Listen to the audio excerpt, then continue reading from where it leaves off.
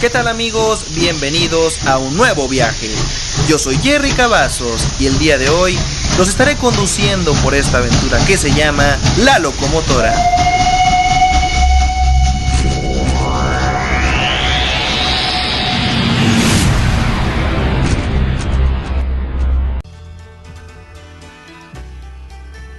¿Qué tal amigos? ¿Cómo están? Bienvenidos a una nueva emisión de La Locomotora, programa número 12. Yo soy Jerry Cavazos y estoy muy contento de que estén aquí con nosotros. Muchas gracias por acompañarnos, por estar en este nuevo viaje. Últimamente nos hemos preparado con temas realmente más enfocados a la cuestión de suspenso, de paranormal, de cosas de terror. Entonces vamos a seguir por ese camino por un tiempo mientras comenzamos a ver qué vamos a preparar para la temporada número 2. La temporada número 1, pues por lo que vemos, a ustedes les gustó mucho el tema de cuestiones paranormales, alienígenas, teorías, etcétera. Entonces vamos a seguir con esos temas. Y pues en la temporada 2 vemos si le damos continuidad en unos programas, metemos más cosas de cultura pop. Y para eso pues yo necesito que ustedes dejen aquí en los comentarios qué quieren que se hable en los próximos videos. Si nos estás escuchando en Spotify, suscríbete a nuestro canal de YouTube, nos puedes buscar como La Locomotora Podcast. Y si nos estás viendo en YouTube, puedes también buscarnos en Spotify, en Google Podcast, en iTunes como La Locomotora. También, si no nos sigues en nuestras redes sociales, en Instagram nos puedes buscar como la.locomotora.podcast y en Facebook como La Locomotora. Ahí también tenemos el grupo especial, el grupo exclusivo de los pasajeros de La Locomotora, en donde tenemos un poquito más de convivencia y pues buscamos estar más unidos y estar platicando y todos pues ser buenos amigos. Por último, les quiero agradecer a todos ustedes, cada vez estamos creciendo más y más y más y más. Y pues vamos a esperar que esto siga así. Hoy vamos a tocar un tema pues que a mí en lo personal me gusta mucho, pues es mi tradición, es mi cultura, es algo que en lo personal me gusta mucho. Y como sé que hay personas de otros países que nos están viendo que no conocen o han escuchado de esto, pues qué mejor que hoy contárselos para que conozcan un poco más de lo que es la cultura mexicana. Y así es, hoy vamos a estar platicando de las mejores leyendas urbanas mexicanas.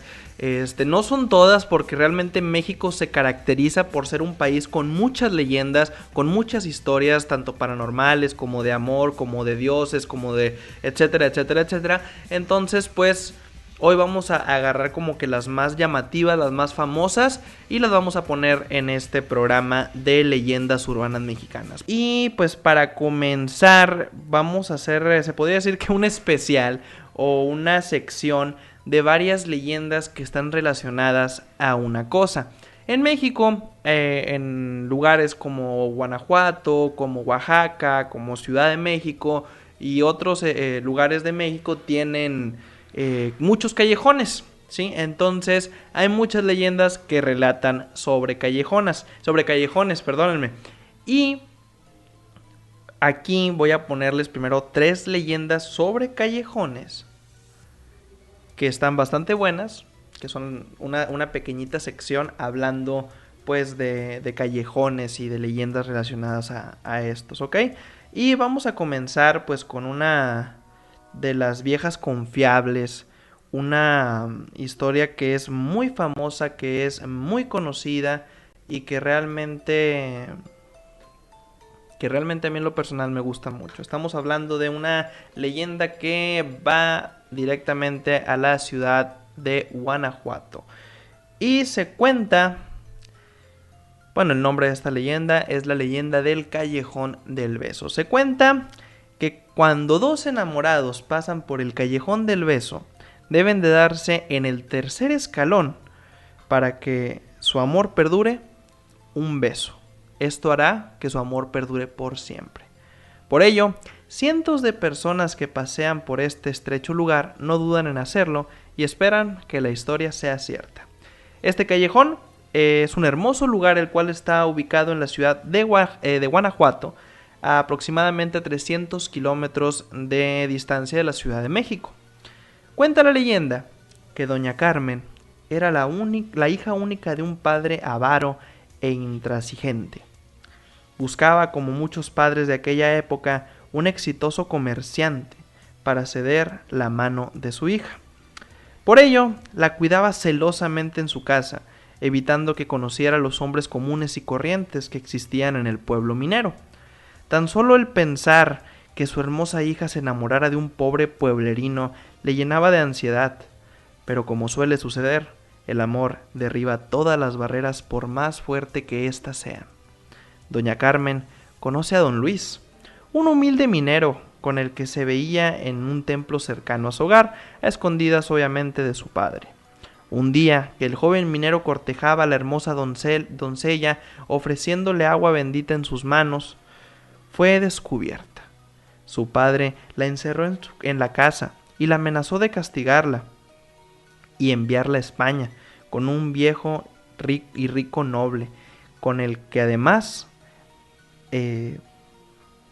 haría que su fortuna, la fortuna de su padre, aumentara. La bella y sumisa doncella, triste, vivió su encierro al lado de su querida dama de compañía, doña Brígida.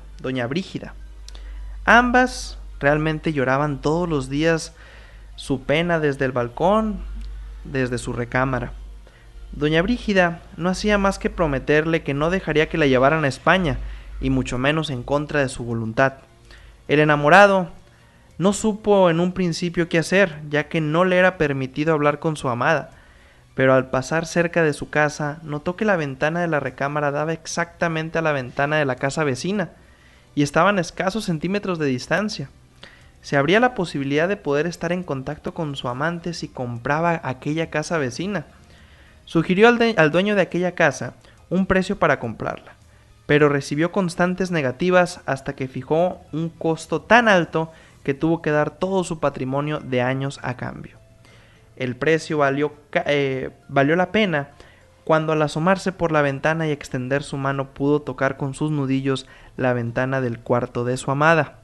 La sorpresa de doña Carmen fue mayúscula cuando asomada a su balcón encontró a tan corta distancia al hombre de sus sueños.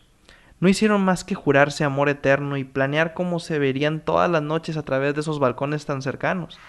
Cuando más abstraídos se encontraban los amantes, arropados en un cálido beso, del fondo de la pieza se escucharon frases violentas. Era el padre de doña Carmen, reprendiendo a Brígida, quien se jugaba la misma vida por impedir que su amo entrara a la habitación de su señora. El padre arrojó a la protectora de doña Carmen y al ver cómo su hija se besaba con ese miserable minero, con una daga en la mano y de un solo golpe, la clavó en el pecho de su hija, lleno de rabia, rencor y coraje. Don Luis enmudeció del espanto. La mano de doña Carmen seguía entre las suyas, pero cada vez más fría y sin movimiento. Ante lo inevitable, don Luis dejó un tierno verso sobre aquella mano tersa y pálida ya sin vida.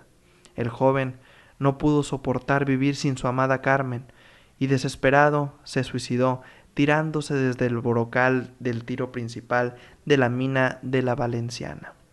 El Callejón del Beso aún existe y está, como les comenté, ubicado en la hermosa ciudad de Guanajuato y está situado en la zona histórica. Está en las orillas o en las faldas del Cerro del Gallo y pues desde el siglo XVII es uno de los lugares más típicos de dicha ciudad y tiene la peculiaridad de que mide 68 centímetros de ancho y sus balcones están casi pegados el uno al otro a la trágica distancia de un beso. Esta es la famosa leyenda del Rincón del Beso y ahí es donde nos ponemos a pensar realmente lo que puede hacer el amor, lo que el amor hace y lo que comentaba la leyenda. Rompe cualquier frontera, rompe cualquier cosa, pero también a mí en lo personal me pongo a pensar cómo es posible que tu propio padre te vaya a asesinar por estar enamorada. Es una historia pues que demuestra que el amor existe, pero a la vez es muy triste.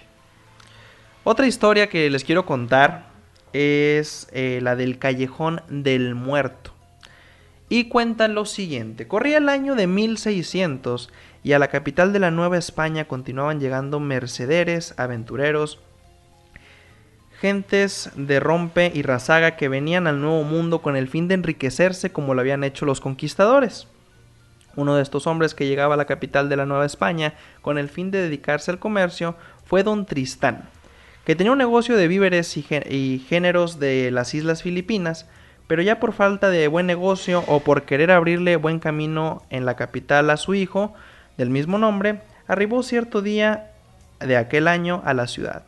Después de recorrer algunos barrios de la antigua Tenochtitlan, don Tristán se fue a radicar a una casa de mediana allá por el rumbo de Tlatelolco, y ahí mismo se instaló su comercio que atendía con la ayuda de su hijo. Tenía don Tristán a un amigo y consejero, y en la persona era el arzobispo don Fray García de Santa María Mendoza, quien solía visitarlo en su comercio para conversar de las cosas de las Filipinas y la tierra hispana, pues eran nacidos en el mismo pueblo. Ahí platicaban al sabor de un buen vino y de los relatos de las islas del Pacífico, contaba el comerciante. Todo iba a viento en popa en el comercio del tan don Tristán. Él decidió ampliar y darle variedad, para lo cual envió a su joven hijo a la villa rica de la Veracruz, a las costas malsanas de la región más al sureste. Quiso la mala suerte que enfermara Tristán chico, y llegara a tal grado su enfermedad que se temió por su vida. Así lo dijeron los mensajeros que informaron a don Tristán que era imposible trasladar al enfermo en el estado que se encontraba, y que sería cosa de medicinas adecuadas y de un milagro para que el enfermo se salvara. Lleno de dolor por la enfermedad de su hijo y temiendo que muriese, don Tristán se arrodilló ante la imagen de la Virgen y prometió ir caminando hasta el santuario del cerrito si su hijo se aliviaba y podía regresar a su lado. Semanas más tarde, el muchacho entraba a la casa de su padre pálido, convaleciente, pero vivo, y su padre feliz lo estrechó entre sus brazos. Vinieron tiempos de bonanza, el comercio caminaba con la atención esmerada de padre e hijo, y con esto don Tristán se olvidó de su promesa, aunque de cuando en cuando, sobre todo por las noches en que contaba y recontaba sus ganancias, una especie de remordimiento le invadía el alma al recordar la promesa hecha a la Virgen. Al fin, un día envolvió cuidadosamente un par de botellas de buen vino y se fue a visitar a su amigo y consejero, el arzobispo, para hablarle de sus remordimientos y de la falta de cumplimiento a la promesa hecha a la Virgen, que sería conveniente hacer, ya que de todos modos le había dado las gracias a la Virgen rezando por el alivio de su hijo. Esto también ocasionó de alguna manera un poco de molestia en el arzobispo. Sin embargo, le comentó lo siguiente: bastará con que le rezas. Si le has rezado a la Virgen dándole las gracias, pienso que no hay necesidad de cumplir lo prometido. Don Tristán salió de la casa del arzobispo muy complacido y volvió a su casa, al trabajo, y olvidó aquella promesa la cual le había revelado al arzobispo. Más que un día, apenas amanecía la mañana, el arzobispo iba por la calle de la Misericordia cuando se topó a su viejo amigo don Tristán, que estaba ojeroso, pálido y cadavérico, con una túnica blanca que lo envolvía y caminaba rezando con una vela encendida en la mano derecha, mientras su enflaquecida siniestra descansaba sobre su pecho. El arzobispo le reconoció y enseguida, aunque estaba más pálido y delgado que la última vez que lo visitó, se acercó para preguntarle: ¿a dónde vas a estas horas, amigo Tristán? A cumplir con la promesa de ir a darle gracias a las Virgen, respondió con una voz cascada, hueca y tenebrosa el comerciante llegado de las Filipinas. No dijo más, y el arzobispo lo miró extrañado de pagar la manda, aun cuando él lo había revelado de tal obligación. Esa noche el arzobispo decidió ir a visitar a su amigo para pedirle que le explicara el motivo por el cual había decidido ir a pagar la manda hasta el santuario de la Virgen en el lejano cerrito, y lo encontró tendido, muerto y acostado entre 4 cirios, mientras su joven hijo Tristán lloraba ante el cadáver con una gran pena. Con mucho asombro, el arzobispo vio que el sudario con el que habían envuelto al muerto era idéntico con el que iba vestido esa mañana, y que la vela que sostenía entre sus dedos todos agarrotados también era la misma. «Mi padre murió al amanecer», dijo el hijo entre llorosos y gemidos dolorosos. pero antes dijo que debería pagar no sé qué promesa a la Virgen. Esto acabó de comprobar al arzobispo que don Tristán estaba muerto ya cuando dijo haberlo encontrado por la calle. En el ánimo del arzobispo se prendió la duda, la culpa de aquella alma hubiese vuelto al mundo para pagar una promesa que él había dicho que era necesario cumplir. Pasaron los años y Tristán, el hijo de aquel muerto llegado de las Filipinas, se casó y se marchó a la Nueva España hacia la Nueva Galicia. Pero el arma de su padre continuó hasta que terminó el siglo. Se dice que deambulaba con una vela encendida y cubierto con el sudario amarillento y carcomido. Desde aquel entonces, el vulgo o el pueblo llamó a la calleja de esta historia el Callejón del Muerto, y que es la misma que han dado al tiempo fuerza, bautizada como la calle República Dominicana. O sea, yo sé que esta calle República Dominicana no tenía nombre durante un buen tiempo, no tuvo nombre esta calle, y se asegura que ahí todavía durante las noches se puede ver a don Tristán caminando con su veladora encendida. Por último, para cerrar esta sección de leyendas relacionadas a callejones, pues vamos a contar la historia del Callejón del Diablo. Y realmente son muchas las leyendas que se cuentan acerca de este callejón. Sin embargo, son dos las historias que más se podrán encontrar o se podrán escuchar cuando vayas a visitar este lugar. Esta pequeña calle la podemos encontrar en la colonia Insurgentes Mixhuacac, a un estado del famoso Colegio Simón Bolívar. La primera leyenda cuenta que hace muchos años este espacio estaba lleno de frondosos árboles y la gente comentaba que por las noches el diablo se aparecía ahí. Una noche un hombre decidió comprobar esto, así que se aventuró y decidió adentrarse en lo que era un muy pequeño bosque. Sin embargo, al llegar a la mitad vio a alguien recargado en un árbol. Era el mismísimo Satanás. El hombre salió corriendo despavorido, sintiendo como el suelo detrás de él se hundía. Se dice que el hombre afortunadamente salió con vida y pudo contar su historia. Y la segunda leyenda es conocida como el Julio, pues una persona con este mismo nombre, la cual era muy conocida en ese barrio por estafador y usurero que era, apareció un día desmembrado en aquel temible callejón. Los vecinos cuentan que el diablo decidió tomar su vida castigándolo y llevándolo al infierno para cobrarse algunos favores que él mismo había pedido. Inclusive se dice que la persona que se aparece en el Callejón del Diablo es ni más ni menos que Julio, quien viene a tratar de encontrar a las víctimas que no pagaron algún favor. También se platica una historia en ese mismo callejón de un soldado que llegaba todas las noches y durante esas noches, esto ya fue después de haber participado con el ejército, llegaba un niño a pedirle que jugara con él. Y siempre, todas las noches, podemos jugar, por favor, podemos jugar. El soldado nunca accedió. Y después, una noche que llegaba muy cansado, el niño vuelve a aparecer, le dice, podemos jugar. El hombre, tan desesperado, opta por asesinarlo. Asesina al pequeño niño y al ver la magnitud de lo que hizo, se suicida.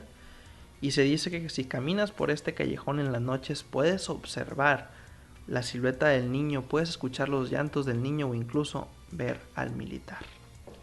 Ahora quiero contarles pues otras leyendas que para mí, la verdad a mí en lo personal me gusta mucho lo que es la leyenda mexicana, lo que es la cultura mexicana en sí. Soy mexicano y disfruto ser mexicano en muchas cuestiones. Esta leyenda que les voy a contar ahora se llama El Árbol del Vampiro. Se cuenta que en la Guadalajara colonial llegó un hombre muy rico llamado Jorge, proveniente de Europa, quien todas las noches salía vestido de negro y con una actitud misteriosa. Cada que salía, aparecían animales muertos, pero estos se empezaron a convertir en humanos. La gente, asustada, decidió salir en busca del causante, cuando cerca del Panteón de Belén escucharon gritos. Era don Jorge, atacando con la boca al cuello de un hombre. La gente lo persiguió, pero logró huir. Así que el cura de Guadalajara lo fue a buscar a su hacienda para hacerle un exorcismo. El vampiro juró vengarse de todos, pero alguien le clavó una estaca en el pecho y murió.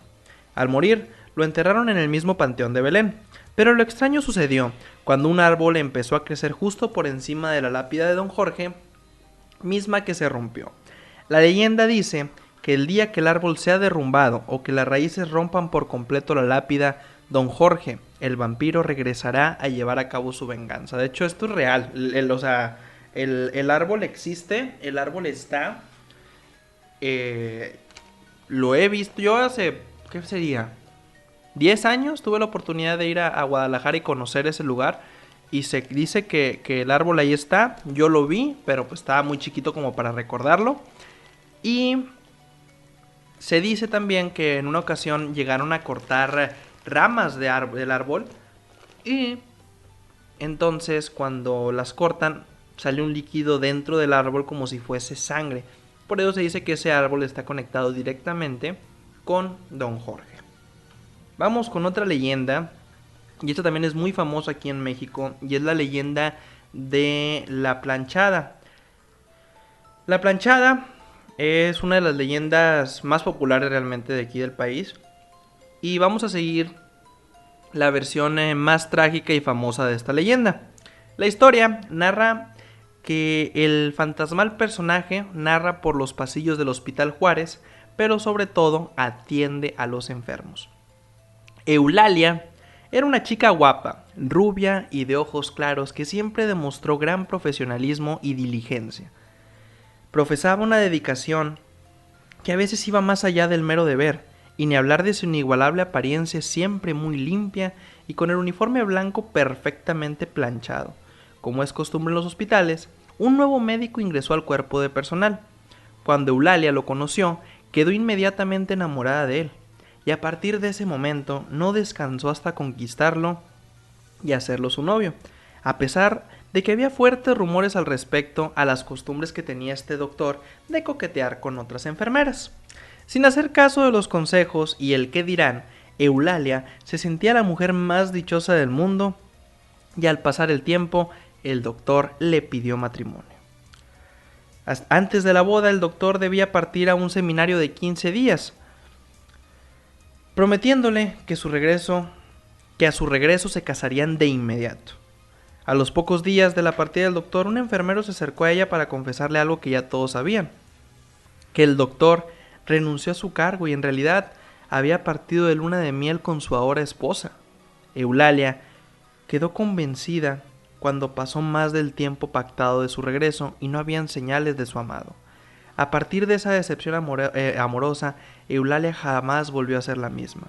Malhumorada y llena de amargura, entendía con desprecio e indiferencia a los enfermos al grado de cometer negligencias. Con el paso de los años también cayó enferma, lo que sirvió para arrepentirse del maltrato que por décadas le dio a los pacientes. En lo profundo de su soledad, la reflexión le ablandó el corazón. Se arrepintió de haber sido tan mala enfermera y falleció con el profundo anhelo de enmendar de alguna forma sus errores. Otra versión también dice que se suicidó por el desamor. Tras la muerte de Eulalia, surgieron cientos de testimonios de gente hospitalizada quien dijo haber sido atendida por una mujer con las características inconfundibles de Eulalia, la planchada. Personal del hospital también dicen haberla visto entrar o salir de la habitación de un paciente, incluso haber sido despertados por el espíritu de ella, cuando estos dormían en sus turnos tocándoles el hombro. Es casi seguro que esta leyenda surge en la Ciudad de México, aunque por el contexto que las historias se han repetido en varios hospitales del país y en otras partes del mundo, que una enfermera fantasma que atiende y cura a los enfermos. Así que pues no se tiene con exactitud de dónde viene, pero hay personas que dicen que esto viene de Ciudad Juárez, Chihuahua, Ciudad de México, incluso de aquí de Monterrey se cree que esta historia viene del famoso piso 7 de la clínica, creo que es la 25 del IMSS, donde ese piso está cerrado. Tú vas a esa clínica y no puedes acceder al piso 7, no hay forma. Entonces se cree que esta leyenda también pudo haber nacido aquí mismo en Nuevo León. Y ahora vamos a hablar otra mítica leyenda que ya todos ubican. Y esta leyenda viene realmente, se habla que existe en Puerto Rico, en República Dominicana, pero su origen está en México. Estamos hablando de la leyenda de El Chupacabras. Se cuenta que a mediados de la década de los 90, un grupo de campesinos mexicanos entró en pánico. En las noches, una criatura extraña atacaba al ganado, succionándole la sangre a las cabras y vacas por igual. Todos los animales contaban con las mismas características, una mordedura en el cuello. El pánico fue tal que biólogos estadounidenses comenzaron una investigación al respecto. Concluyeron que no había especie animal que contara con las características del supuesto chupacabras y que probablemente se trataba de un coyote. Sin embargo, existen cientos de fotografías y videos de la criatura extraña que aún no han podido ser explicados. Un poco corta, pero así de corta se cuenta. Dicen que es un animal que busca, no realmente nada más a las cabras. Hay personas que dicen que también ha atacado a personas e incluso ha matado a seres humanos. Ya estamos llegando casi al final de esta emisión de Leyendas Mexicanas. Vamos a hablar ahora otra leyenda de Chihuahua realmente, y es la famosa leyenda de la Pascualita. Y cuenta lo siguiente. Pascuala Esparza, la dueña de una tienda de vestidos de novia, tenía una hermosa hija a quien le llamaban Chonita. Esta se iba a casar, pero trágicamente, el día de su boda, una araña viuda negra le picó y murió momentos antes de llegar al altar. Dicen que Pascuala Esparza quedó tan afectada por la pérdida de su hija que no permitió que nadie se acercara al cuerpo. Misteriosamente, meses después de la muerte de la joven, la madre de Chonita colocó en una de las vitrinas de la tienda de novias de la que era dueña un misterioso maniquí que, de acuerdo con ella, supuestamente provenía de Francia. El escalofriante parecido entre el maniquí y Chonita hicieron que los vecinos se dieran cuenta que los rasgos de la muñeca eran extremadamente humanos, por lo que sospecharon que la hija muerta de Pascuala era en realidad el maniquí. Aunque este relato podría parecer escalofriante o hasta fantasioso, doña Pascuala nunca desmintió el rumor. Tras su muerte en 1967, la tienda tuvo nuevos dueños, pero el maniquí se mantuvo en el aparador ante toda la euforia de la sociedad que ya se había acostumbrado a su presencia. Fue entonces que los chihuahuenses dejaron de llamarla Chonita para ahora ser nombrada popularmente como la Pascualita. Se dice que a las 11 de la noche es cuando la Pascualita cobra vida. Desde el 25 de marzo de 1930, día en que la Pascualita llegó por primera vez al aparador de la Popular, que es el nombre de la tienda de los vestidos, los curiosos se acercan a verla con detenimiento. Locatarios de Chihuahua aseguran que a las 11 de la noche la Pascualita cobra vida. Incluso algunos aseguran que la han visto llorar y moverse. Pero no solo es a esa hora que la Pascualita elige para moverse. También existen toda una serie de relatos de personas que han acudido a verla, que cuentan cómo su mirada sigue a los clientes que se acercan a la tienda o que cambian de posición cuando nadie está mirando. En redes sociales existe un video en la que unas chicas documentan su visita a la Popular, pues fueron a ver a la Pascualita, cuando de repente el supuesto maniquí movió los ojos, por lo que las jóvenes se asustaron. Se dice que ya no es la misma. En 2017, como parte de una exposición en el famoso Hotel Victoria, ubicado en el Paseo de la Reforma, la Pascualita salió de su aparador para llegar a la Ciudad de México, en donde los capitalinos podrían ser testigos de la expresión de sus ojos, la línea de sus manos y la forma de sus uñas, el pelo insertado en su cuero cabelludo o su tez de apariencia humana. Tras estar 3 meses lejos de su casa, por fin la Pascualita había regresado a su eterno aparador. Sin embargo, los chihuahuenses se percataron que algo no andaba bien con el maniquí, pues aseguran que ya no era la misma Pascualita que se llevaron. En redes sociales, cientos de usuarios exigen una explicación a los organizadores del evento. Incluso medios locales han hecho comparaciones entre la Pascualita que se fue y la Pascualita que llegó. Por su parte, la empresa que se llevó al maniquí no ha hecho ningún tipo de aclaración a lo sucedido.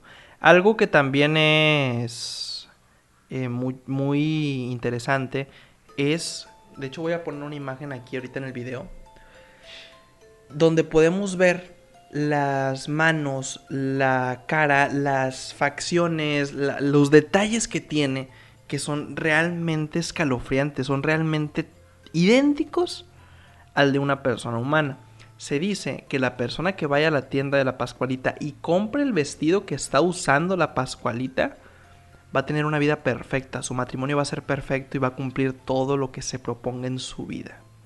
Esta es la historia de la Pascualita. Muy buena, a mí en lo personal me gusta mucho. Esta es de mis leyendas favoritas porque sí se ha hablado mucho siempre de leyendas, de historias, de muertas, de novias que mueren en el altar, que son asesinadas en el altar. Y esta es una de las que a mí en lo personal me llaman mucho la atención y se me hacen buenísimas. Porque pues el hecho de que una viuda negra la haya mordido y esa haya sido la causa de su muerte. Y tantas cuestiones que te hacen pensar, wow, pues es que qué asombroso es. Y sea real o sea mentira, o sea, me recuerda también mucho a la película de La Casa de Cera, pues donde secuestraban a humanos y los hacían muñecos de cera. Entonces, así el maniquí, como se dice que realmente está hecho de una mujer real, pues sí puede ser muy posible y muy factible que sí sea la hija de Pascuala. Porque hay una foto, también se los voy a poner aquí, donde se asegura que esta es la hija de Pascuala. Y aquí, de hecho, era del lado izquierdo está la hija de Pascuala, lado derecho está la hija, está la imagen de la Pascualita. Ustedes díganme si se parecen o no. Aquí la están viendo en el video. Y a mí en lo personal me llama mucho la atención esa leyenda y está bastante buena, de mis favoritas. Y ahora vamos a platicar de la leyenda del charro negro. Se cuenta que en los pueblitos de aroma viejo de nuestro país, donde la polvadera del camino empedrado y los boleros hacen las delicias de la noche cálida, corre el rumor del galopar de un jinete errante, un corcel y con su traje negro, cuyo rastro deja fuego. Dicen que es proveniente del mismísimo infierno. Estamos hablando del charro negro. El origen de esta leyenda es incierto, pero lo más probable es que haya surgido durante la época colonial. Asimismo, existen tantas formas de narrarla como personas y lugares en los que se cuenta, pero todo indica que se trata de un mismo y espectral caballero del que todos hablan y del que todos le temen. El origen de esta leyenda cuenta que viene de un hombre de gran estatura, magro de carne hasta los huesos, de figura más bien alargada y semblante cadavérico, pero eso sí, elegante y atractivo, ataviado impecable de traje de charro, botoneado de plata a los costados y sombrero de ala ancha bajo el que se oculta la figura. Dicen de un ente maligno y fantasmal, de un emisario del diablo. Hay quienes sostienen que se trata del mismísimo diablo en persona, quien suele cabalgar su robusto caballo negro por las noches y hacer suyas las madrugadas hasta que el amanecer lo obliga a devolverse a las tinieblas. La siniestra misión del charro negro es recolectar las almas de aquellos que no posean un corazón puro y libre de avaricia. Anda por los caminos y las terracerías saludando a una cuanta persona de pie cruzarse sus andares, invitándoles a compartir montura y acercarles a su destino. Los hombres, tras saludarles con gallardía característica, les ofrecía una bolsa repleta de monedas. Pocos eran los que resistían la tentación de aceptar el despampanante obsequio. A las mujeres, haciendo gala de su porte quijotesco, los seducía con palabras dulces y flores hasta que caían rendidas a sus encantos.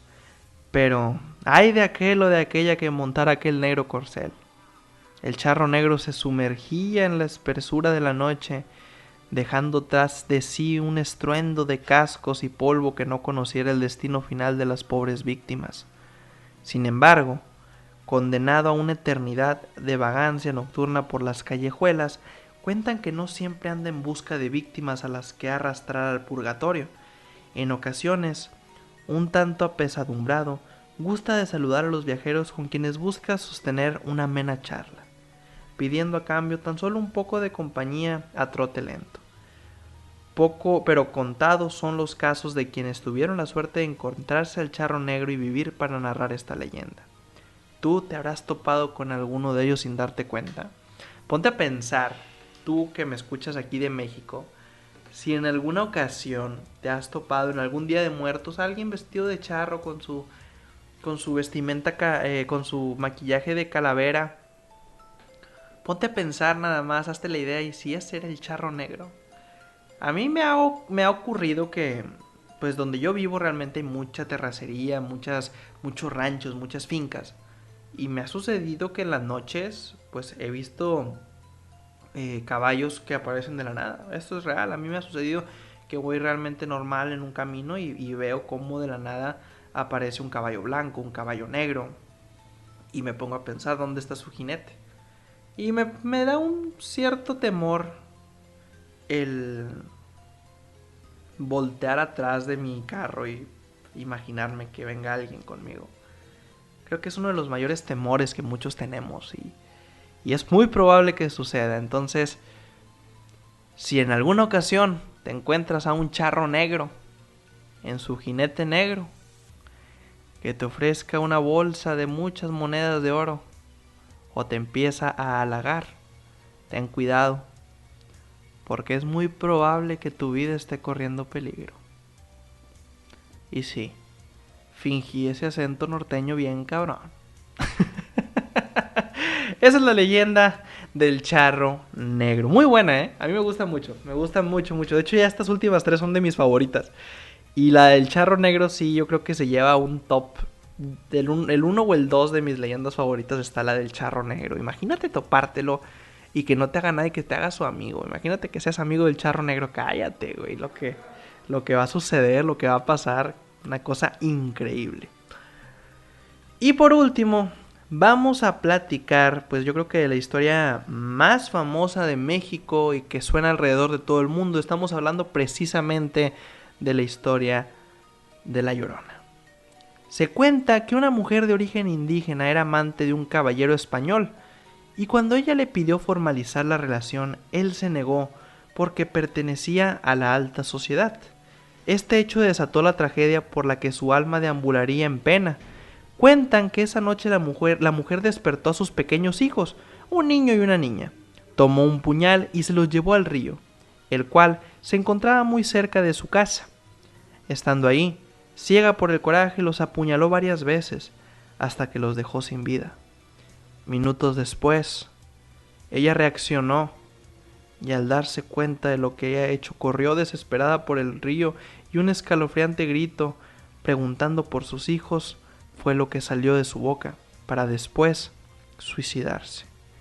Hay quienes juran haberla escuchado y dicen que deambula en las calles, en los parques, pero sobre todo en los arroyos de la Ciudad de México y Xochimilco, con un grito de desespero y dolor.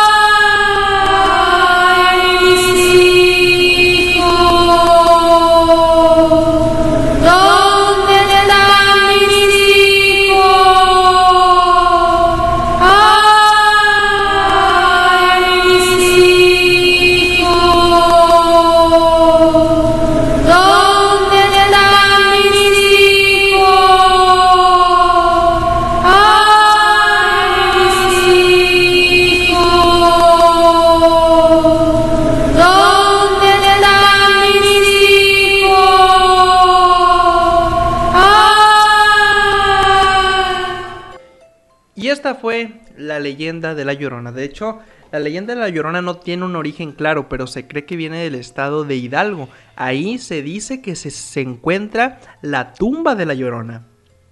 Es muy interesante esa historia porque se dice que un señor que todavía vive y él cuenta la leyenda desde su plena voz y dice que él era atormentado por el espíritu de La Llorona, entonces tuvo que hacerle en medio de una finca una tumba para que ella pudiese descansar en paz. Después, curiosamente, puso una cruz arriba y un rayo la tumbó a las pocas semanas. Se dice que esta historia es 100% real y en todo México se dice que han tenido apariciones de La Llorona. Hay lugares que afirman que en el arroyo de su casa, que en el río de su pueblo, que en los callejones de su comunidad se llega a escuchar el tenebroso grito clamando por sus hijos. Esta es la leyenda de las más famosas de todo México. Llegamos al final de La Locomotora. Gracias por habernos acompañado en una nueva emisión. Estoy muy contento de estar compartiendo cada vez más contenido con ustedes.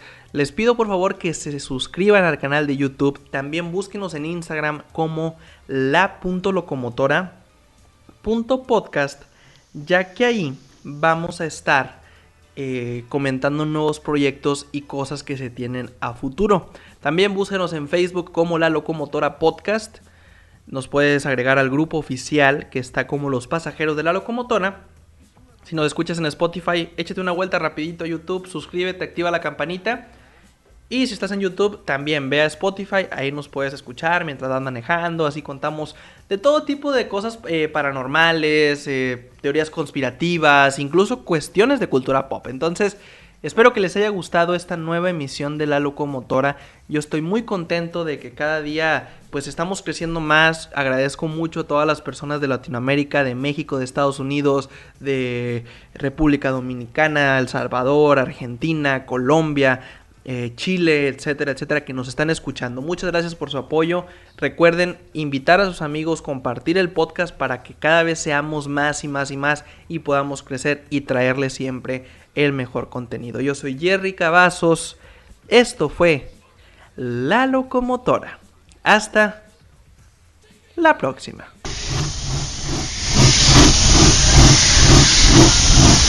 Amigos, nuestro viaje de hoy ha terminado.